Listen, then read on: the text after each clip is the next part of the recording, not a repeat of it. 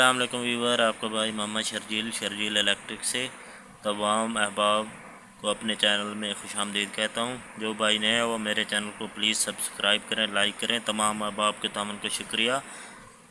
आज मैं आपको बताऊँगा, ये हमारे पास एक सर्किट ब्रेकर है, हाई ब्रेकिंग कैपेसिटी है इसकी, MCB ब्रेकर है, 6 किलो एम्पेयर का है।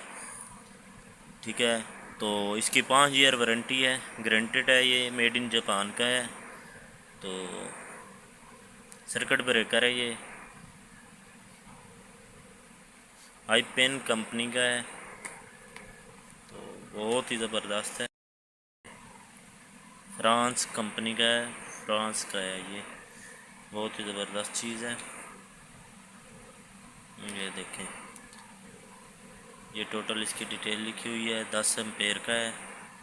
तो ऊपर ये जनाब वाला ऑन होगा और नीचे ऑफ होगा।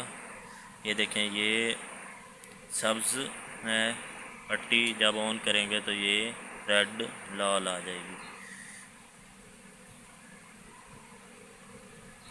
ये देखें, टोटल कापर है, इसके पॉइंट भी कापर के हैं, इसमें जो पेच हैं स्क्रू हैं वो भी कॉपर के हैं, बहुत ही ज़बरदस्त है।